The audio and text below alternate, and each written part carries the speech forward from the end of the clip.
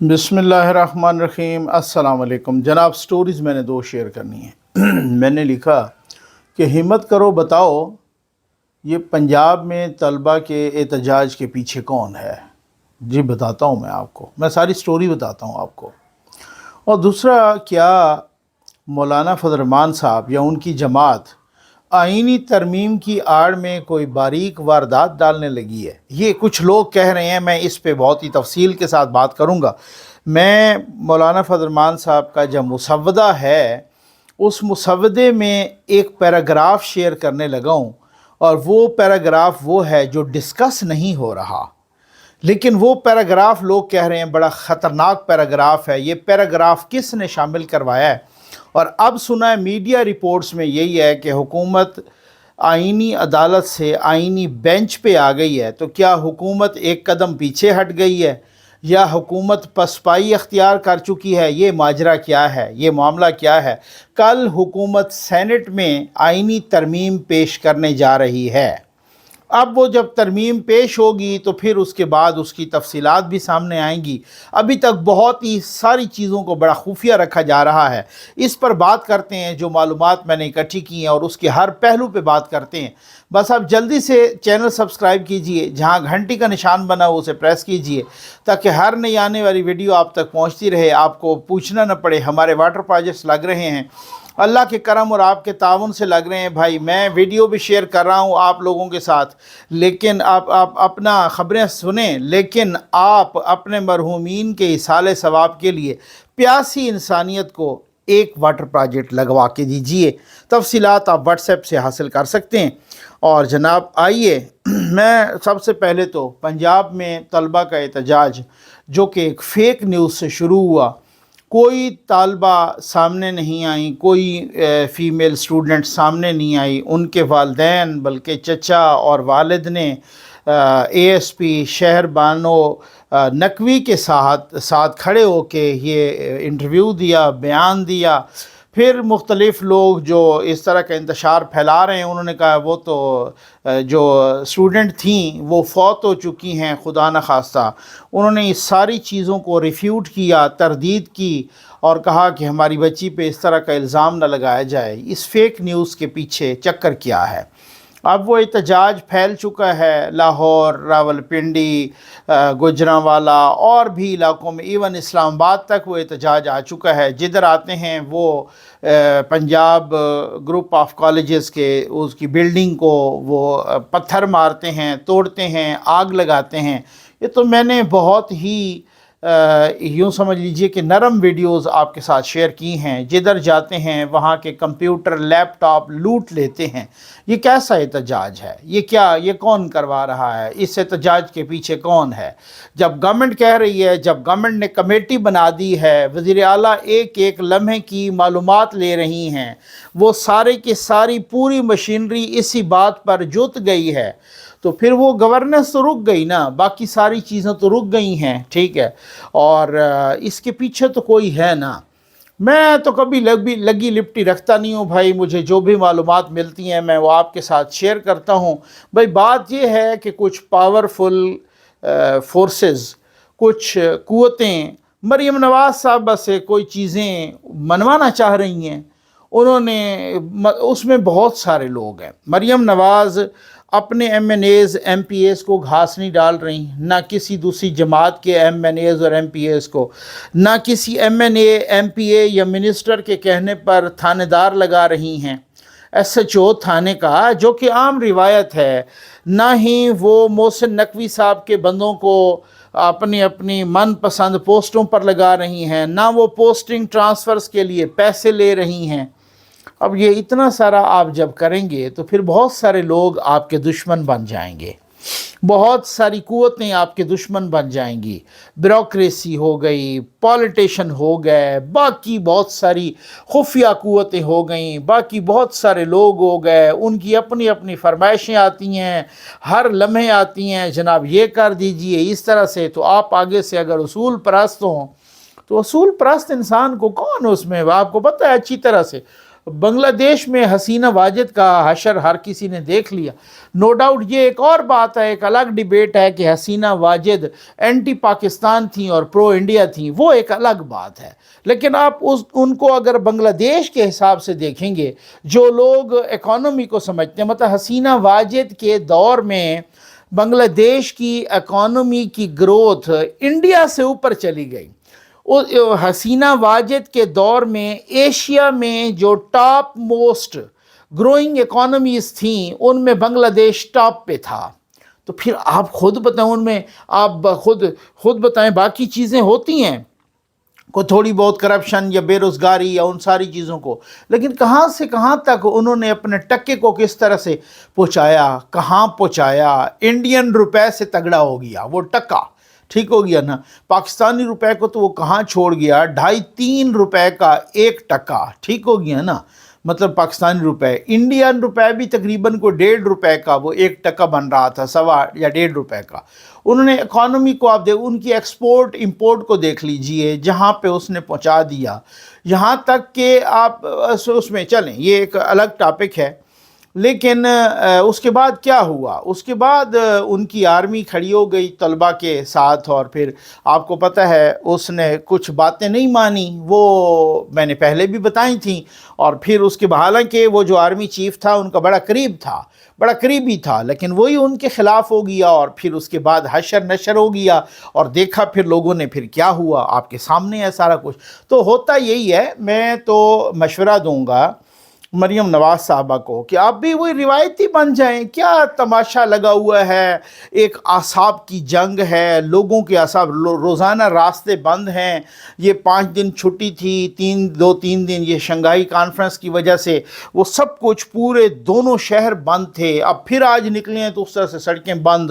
کل پھر P T I نے احتجاج کا اعلان کیا، اسٹوڈنٹس کا احتجاج، پی ٹی آئی کا احتجاج، وکلا کا احتجاج. وہ جو اسٹوڈنٹس ہیں نہیں، اسٹوڈنٹس کے یونیفارم پہن کے، وہ جو 30-40-50 یوٹیوبر بیٹھے ہیں پی ٹی آئی کے، وہ ایک ایک احتجاج کو بھڑکا رہے ہیں. کوئی اور کی کسی کی ویڈیوز لگا رہے ہیں، وہ جی فلاں کو ذبح کر دیا پولیس نے، فلاں کو یہ کر دیا وہ کر دیا، اس طرح کی صورتحال ہے. تو وہ سارے لوگ تماشا دیکھ رہے ہیں. صرف پنجاب گورنمنٹ نمٹ رہی ہے اس سے، اور سارا فیڈرل گورنمنٹ کا آپ نے کوئی ریئیکشن دیکھا؟ کیا کون سا ریئیکشن آیا؟ کون سے بیانات آئے ہیں؟ کسی اور کا کوئی بیان آیا ہو جیسے؟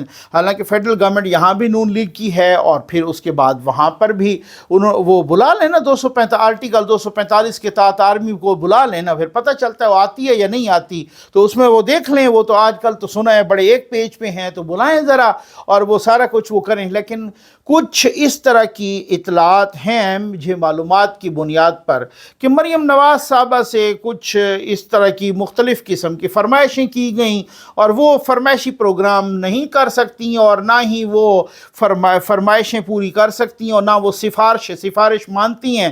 اس وجہ سے وہ پھر سزا دینا اور اس وجہ سے جھکانا کچھ مقصود اور مطلوب ہے. باقی آپ کا کیا خیال ہے؟ یہ پی ٹی آئی وہ یار نہ کیا کریں. پی ٹی آئی نے احتجاج کا اعلان کیا کہ ہم شنگھائی تعاون تنظیم پر 15 تاریخ کو احتجاج کریں گے. ٹھیک ہے جی، بڑے اچھل کے اور پتہ نہیں کیا کیا، اور میں نکلوں گا، میں ایسی کی تیسی پھیر دوں گا، یہ ہوگا وہ ہوگا. انہوں نے ایک کنٹینر بھی نہیں لگایا. جو بڑا گھر تھا، جو قوتیں تھیں، انہوں نے کہا ایک کنٹینر بھی نہیں لگائیں گے، آ کے دکھا دو. کسی نے چوں تک نہیں کی. یہ کہتے رہے بیچارے، منتیں کرتے رہے، اللہ کے نام پہ ہمیں نا ملاقات کروا دو خان صاحب سے، تو ہم احتجاج ملتوی کریں گے. خود بخود آفر کرتے رہے. انہوں نے کہا ملاقات بھی نہیں کراتے اور احتجاج بھی کر کے دکھاؤ. ملاقات بھی کسی نے نہیں کروائی. وہ پیمز کے 2 ڈاکٹروں کو بھیج دیا، انہوں نے معائنہ کر کے انہوں نے سب کچھ وہ رپورٹ دے دی چپ کے، اور خیر سے سب کے سب گھروں میں بیٹھ گئے. کسی نے چوں تک نہیں کی، پر نہیں پھڑایا. ٹھیک ہے نا.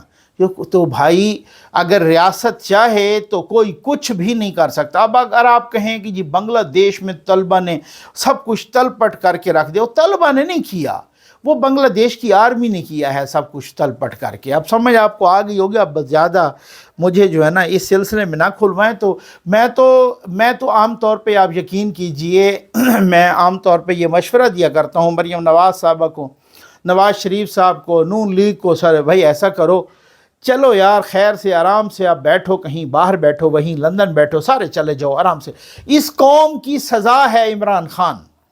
آپ اقتدار عمران خان کے حوالے کر کے چلے. یہ قوم ہے ہی نہیں جب آپ پرفارمنس دیں، جب آپ گورننس دیں، جب آپ مہنگائی. آج میں ایک دکاندار کے ساتھ وہ ایک ڈپارٹمنٹل سٹور پہ کھڑا تھا، انہوں نے کہا بھائی آپ یقین کیجئے کہ آپ کو چیزیں سٹیبل ہونے لگی ہیں، پھر سے یہ تماشا شروع ہو گیا. بھائی ان کو پتہ ہے کہ اگر یہ چیزیں سٹیبل ہوئیں تو یہ تماشا شروع ہو جائے گا بالکل. اور یہ چیزیں جب سٹیبل ہوتی ہیں، اب روایتی حساب سے میرا بندہ وہاں لگا دو، اس کو یہاں لگا دو، اس کا یہ کام کر دو، اس کا یہ. بھائی پنجاب ایک بہت بڑا صوبہ ہے، تینوں صوبوں 60+ % اس کی آبادی ہے اوورآل، اور باقی 40% سارے صوبوں کی آبادی ہے. تو پنجاب بہت بڑا ہب ہے، بہت بڑا صوبہ ہے. اور یہ کرپشن جو پیچھے ہوئی ہے، اس کا ٹرانسفر ادھر تو اس کا ٹرانسفر ادھر، تو کروڑوں روپے، اور یہ کروڑوں روپے کدھر جاتے رہے ہیں. یہ میرا منہ نہ کھلوائیں، ٹھیک ہو گیا نا. اب وہی مشق جو ہے نا کچھ قوتیں دہرانا چاہتی ہیں، اور مریم نواز نے کہا ہے کہ ایسا نہیں ہونے دوں گی، اور بہت ساری چیزیں ہوتی ہیں، سمجھ جایا کریں. اب بہت ساری مولانا صاحب، اب حکومت کہہ رہی ہے کہ میڈیا رپورٹس کے مطابق، اور کچھ لوگ کہہ رہے ہیں کہ جناب وہ آئینی عدالت سے آئینی بینچ پہ آ گئے ہیں. اچھا، 2-3 اب کل سینٹ میں پیش کر رہے ہیں. کہا جا رہا ہے کہ جناب اتفاق ہو گیا ہے، اور وہ سینٹ میں پیش کر رہے ہیں، کل قومی اسمبلی میں بعد میں پیش کریں گے. اچھا، اب بات یہ ہے کہ 2-3 سجیشن اس میں تھی نا کہ فیڈرل میں آئینی عدالت بنا دی جائے، وہاں بینچز بنا دیے جائیں. اب سنا ہے کہ نہیں جی، فیڈرل میں بھی آئینی بینچ ہی بنے گا، آئینی عدالت. یہ تو کل پتہ چلے گا، ٹھیک ہو گیا. اچھا، اگر آئینی بینچ یہاں پہ بنے تو پھر ہم نے اور بھی سنا کہ کچھ وہ جو 18ویں ترمیم میں ججز کے اپائنٹمنٹ کا طریقہ تھا بھائی وہ بحال ہو جائے. پھر ہم نے یہ بھی سنا کہ کچھ اس طرح کا ہے کہ کچھ لوگ کچھ دو کی بنیاد پہ کہ چلیں جی آپ ادھر آئینی بینچ بنا دیں، اور پھر اس کے بعد جو ہے نا جو ججز ہوں، جو 3 سینئر موسٹ ہوں ان میں سے، یا 5 سینئر موسٹ ہوں ان میں سے ایک چیف جسٹس کو چن لیا جائے. آپ سمجھ آ گئی، ٹھیک ہو گیا، سپریم کورٹ کے. اچھا، اب وہ اگر کوئی چن لیا جاتا ہے بالفرض، یہ میں ایک سپوزیشن ہے نا، ایک ہائپوتھیٹیکل کوشچنز ہیں نا، تو پھر اگر وہ چن لیا جاتا ہے اور وہ گورنمنٹ ہی چنتی ہے، تو کیا وہ جو منصور علی شاہ صاحب یا باقی یا وہ لوگ جو مولانا فضل الرحمان صاحب کا ڈرافٹ ہے اس کے مطابق، تو 5 جو پہلے سینئر موسٹ جج ہیں وہ آئینی بینچ کا حصہ ہوں گے، چیف جسٹس بھی اس میں شامل ہوگا. اب سمجھ آ گیا آپ کو، ٹھیک. اچھا، اور اگر ایسا نہ ہو، اگر آئینی بینچ بنے تو یہ والی شرائط ہوں. اگر ایسا نہ ہو بالفرض کہ چیف جسٹس بھی وہی رہیں جس طرح سے وہ سموتھلی جا رہا ہے سلسلہ، یہ کل پتہ چل جائے گا، سینٹ میں ترمیم آ رہی ہے. تو باقی تو بینچ، اگر حکومت بینچ پہ آ گئی ہے تو یہ تو پسپائی ہے. اگر اس بینچ کا فیصلہ سپریم کورٹ میں اپیل کے لیے آ سکتا ہے یا وہ چیلنج ہو سکتا ہے، تو پھر تو بالکل ہی پسپائی، کیا بربادی ہے. پھر تو بہت ساری اس کی نٹی گریٹی میں اس وجہ سے ابھی کوئی سویپنگ سٹیٹمنٹ نہیں دینا چاہتا، کیونکہ اس میں بہت ساری چیزیں ہیں، یہ کل سمجھ میں آ جائیں گی، اور یہ پتہ کھل جائے گی نا. ترمیم جب پیش ہو جاتی ہے تو پھر ساری چیزیں کھل جاتی ہیں، تو پھر بہت ساری چیزیں آ جائیں گی، وہ میں آپ کے ساتھ discuss. For the time being یہ ہے کہ بیرسٹر شہزاد اکبر صاحب، ٹھیک ہو گیا نا، وہ بھی 2 دن پہلے کہہ رہے تھے، اور انہوں نے ایک پوائنٹ آؤٹ کیا ایک چیز کو، جو مولانا صاحب کا جو مسودہ ہے JUIF کا مسودہ، اس میں ایک چیز لکھی ہوئی ہے، اور اس میں لکھا ہوا ہے ایک آرٹیکل 243 243 آرٹیکل آئین کا، یہ آرمڈ فورسز سے متعلق ہے، ٹھیک ہو گیا نا آرٹیکل. اچھا، اس میں کوئی نہیں لکھا ہوا 243 میں کہ آرمڈ فورسز کے جو آرمی چیف ہے یا باقی سروسز چیف ہیں یا chairman joint chief of staff committee ہیں، وہ اگر ان کو کوئی وزیر اعظم ہٹا سکتا ہے یا نہیں ہٹا سکتا. لیکن ایک ڈسکشن ہوئی، عمران خان کے دور میں بھی ہوئی، اس سے پہلے بھی ہوئی، اور ڈسکشن ہوتی رہے کہ جی وزیر اعظم چونکہ چیف ایگزیکٹو ہوتا ہے، اگر وہ ایک ایڈوائس دے دے پریزیڈنٹ کو، تو وہ جناب جو ہے نا ان کو ہٹا سکتا ہے، اور پریزیڈنٹ تو ان کو ہٹا سکتا ہے. یہ ایک قانونی آئینی ماہرین کچھ کو آئین خاموش ہے، لیکن چیف ایگزیکٹو کے پاس پاور ہوتی ہیں کہ وہ کسی کو بھی ہٹا سکتا ہے، وہ فائر کر سکتا ہے، سیک کر سکتا ہے، سسپینڈ کر سکتا ہے، ٹرمینیٹ کر سکتا ہے، سب کچھ کر سکتا ہے، یہ وغیرہ، یا پارلیمنٹ کی قرارداد آ جائے یا وغیرہ وغیرہ اس طرح سے. اب آرٹیکل 243 میں مولانا فضل الرحمان صاحب کے مسودے میں ایک پیراگراف ہے. اس پیراگراف کو بڑا خطرناک اور بڑی باریک واردات کہا جا رہا ہے، اور اس میں یہ پیراگراف میں آپ کے سامنے پڑھ کے سنا دیتا ہوں اور پھر اس کے بعد بتا بھی دیتا ہوں. The appointment, reappointment, extension in service, removal as services chiefs shall be in accordance with the laws relating to armed forces, but once appointed, reappointed, or an extension in service is made, the same shall not be altered unless such a question is placed before a special committee of both the houses with equal strength, having regard of each parliamentary party duly constituted by the chairman Senate and the Speaker of the National Assembly, and the said committee suggests so to the President of Pakistan. اب بات کیا ہے کہ اگر army chief کو، services chief کو وغیرہ وغیرہ، ٹھیک ہو گیا نا، ان کو اگر ایک دفعہ لگایا جاتا ہے، ری اپوائنٹ کیا جاتا ہے، یا ان کو ایکسٹینشن دی جاتی ہے، ٹھیک، تو پھر ان کو اور کوئی نہیں ہٹا سکتا، یعنی پرائم منسٹر بھی نہیں ہٹا سکتا. صحیح. ہاں اگر یہ اس طرح کا کوئی کوشچن آ جائے، کوئی ہٹانا پڑے یا اس طرح سے، تو پھر پارلیمنٹ کی ایک کمیٹی بنے گی جس میں سینٹ کے بھی آدھے ارکان ہوں گے اور آدھے قومی اسمبلی کے بھی ہوں گے. سمجھ آ گئی؟ اور وہ کمیٹیاں بنائے گئے اسپیکر اور چیئرمین سینٹ. اس میں ایکول ریپرزنٹیشن ہوگی سینٹ کی اور قومی اسمبلی کی، اور تمام جماعتوں کا بھی اس میں اسی طریقے سے حصہ ہوگا. تمام جماعتوں کے لوگ ہوں گے پارلیمنٹ کی اس کمیٹی میں. اب پارلیمنٹ کی کمیٹی اگر کہہ دیتی ہے پریزیڈنٹ کو کہ آپ اس کو ریموو کریں، پریزیڈنٹ آف پاکستان کو، تو وہ تب ہو سکتا ہے. یہ پروسیجر بہت مشکل ہو گئی ہے. یہ اس لیے میں ایک منٹ ذرا رکیے گا. یہ پروسیجر اس لیے بڑا مشکل ہو گئی ہے کہ اب پارلیمنٹ یہ وہی والی بات ہے کہ نو من تیل ہوگا نہ رادھا ناچے گی. ٹھیک ہو گیا نا. پارلیمنٹ کی کمیٹی بنی، پتہ نہیں وہ 6 اور 6 12 ارکان ہوں گے، یا 8 اور 8 16 ارکان ہوں گے، یا کتنے ہوں گے. ٹھیک ہو گیا نا. اس میں ساری جماعتوں کے ہوں گے، اس میں حکومت بھی ہوگی، اس میں اپوزیشن بھی ہوگی. اس میں اب ایک سر پھرا اگر نواز شریف یہ کہہ دے کہ فلاں یہ کام کرنا ہے، پھر پرائم منسٹر بھی نہیں کر سکتا. پارلیمنٹ کی کمیٹی پھر اسپیکر کو بھی کور کرنا ہے، چیئرمین کو بھی کور کرنا ہے، پھر سارے لوگوں کو بھی کور کرنا ہے، وغیرہ وغیرہ. تو اب یہ کام آسان سے مشکل ترین ہو رہا ہے کہ اگر ایک دفعہ کسی کو ایکسٹینشن مل گئی یا تو پھر وہ کچھ بھی کرتا ہے اس کو کم از کم ہٹایا نہیں جا سکتا. اب یہ پیراگراف، اب آپ حیران ہوں گے کہ یار مولانا صاحب کو بڑی ایک ان سے بار بار شکوہ ہے، گلہ ہے. JUIF کے ڈرافٹ میں یہ پیراگراف کیوں ڈلوایا گیا، کس نے ڈالا، یہ کیوں لکھا گیا؟ یہ تو بڑا ایک مسئلہ ہے نا. اب یہ کہا جا رہا ہے کہ یہ پارلیمنٹ ابھی جو اتفاق رائے ہوا ہے جوڈیشل سے متعلق ہوا ہے، اب دیکھتے ہیں نا کہ ہوتا کیا ہے. ٹھیک ہو گیا نا. کل یہ والی شک بھی پاس ہو جاتی ہے یا نہیں. اب یہ ذرا تھوڑا سا رکیے گا. مولانا صاحب نے کیوں ڈال دیا ہے؟ آخر مولانا صاحب، بھائی پہلی بات تو یہ ہے کہ مولانا صاحب کو ابھی کوئی امید نہیں ہے کہ وہ خود وزیر اعظم بن جائیں یا ان کی کوئی پارٹی کا بن جائے مستقبل قریب. پاکستان میں تو کچھ بھی نہیں ہو سکتا، کچھ بھی پاسبل ہے، لیکن ابھی وہ نہیں ہے. ابھی اس طرح سے نہیں ہے کہ جو بڑی جماعتیں ہیں وہ اس کو کس کو اس طرح کی باری دیتے ہیں.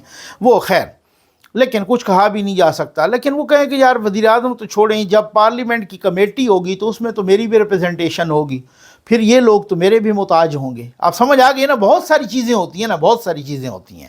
اچھا یہ بات کس نے ڈلوائی ہے؟ آخر کسی نے تو ڈلوائی بھی ہوگی نا. مولانا صاحب کو یا ان کی جماعت کو ایسے کیسے خیال آ گیا کہ پارلیمانی ترمیم ہو رہی ہے، اور ترمیم پہ بار بار ہم سن رہے ہیں کہ ججز سے متعلق وہ روٹیشن بھی گئی، وہ پھر سارا کچھ اور چیزیں بھی گئیں، آئینی عدالت سے آپ آئینی بینچ پہ آ کے رک گئے ہیں، تو یہ بہت ساری چیزیں. تو یہ والا پیراگراف خام خواہ کیوں آ گیا ہے؟ یہ ذرا آپ بھی سوچئے. کیا یہ واقعی باریک واردات ہے یا کیا؟ بہت سارے لوگ اعتراض کر رہے ہیں، بہت سارے. اچھا اب PTI کے لوگ جو کہہ رہے ہیں کہ جناب وہ بھی کچھ تو کہہ رہے ہیں کہ ان کو ادھر ادھر کوئی اغوا کیا گیا، یا ان کو وہ کوئی لالچ دی گئی، یا کسی نے خود کہا کہ جی ہم ووٹ دیں گے. اور PTI کے لوگ اس شک پر اعتراض نہیں کر رہے سوائے ان کے کہ جو باہر بیٹھے ہیں. وہ تو ایک الگ سی صورتحال ہے نا کہ جو وہ اس طرح کی بات کر رہے ہیں، اس شک پر کوئی اعتراض نہیں کر رہا، اس پیراگراف پہ کوئی اعتراض نہیں کر رہا۔ اس پیراگراف کو یہ اور بات ہے کہ انہوں نے کہا کہ جی دیکھیں ہم نے تو ملٹری کوڈز والے پوری شک یا آرٹیکل یا اس میں ملٹری کوڈز کی جو ہو رہی تھی ترمیم، اس کو ہم نے پھینک دیا ہے باہر۔ تو یہ کس نے ڈالا ہے؟ یہ تو 243 میں تھا ہی نہیں، اس کا تو ذکر ہی نہیں ہے، 243 میں تو ذکر ہی نہیں ہے۔ تو یہ ذکر کس نے کروایا ہے؟ شامل کون کروانا چاہ رہا ہے؟ یہ چکر کیا ہے؟ وہ کہتے ہیں نا وہ بات جس کا سارے فسانے میں ذکر نہ تھا، یہ اصل میں مطلب مقصد کیا کچھ اور ہے کہ آئینی ترمیم، بینچ، آئینی عدالت، یہ روٹیشن وہ روٹیشن، ایک پینل ججز کا سینئر موسٹ میں سے چننا، یہ چیز تو دب کے رہ گئی تھی، یہ اس چیز کا تو کسی نے ذکر ہی نہیں کیا۔ ہاں ٹھیک ہے نا، اور یہ کیوں آیا ہے یہ بھی ذرا آپ کامنٹس میں بتائیں یار۔ آپ میرے بہت ہی سنجیدہ، سینئر، سیریس، بہت ہی عقل مند لوگ یقین کریں، باشعور لوگ مجھے سنتے ہیں، مجھے یقین کامل ہے، یہ بتائیں گے ذرا یہ کیا چکر ہے؟ یہ آرٹیکل 243 میں یہ والا پیراگراف کون شامل کرانا چاہتا ہے؟ اب کچھ لوگ کہہ رہے ہیں کہ وہ کہہ رہے ہیں کہ جناب اگر کسی کی بھی گورنمنٹ آ جائے تو ایک دفعہ ایکسٹینشن مل جائے۔ کچھ لوگ تو یہ بھی کہہ رہے ہیں کہ کچھ لوگ ایکسٹینشن لے کے تو پھر ایسا نہ ہو کہ طوطا چشمی کر جائیں۔ یہ سمجھ آ گئی نا؟ امید ہے آپ کو ویڈیو پسند آئی ہوگی۔ آپ کو بہت بہت شکریہ۔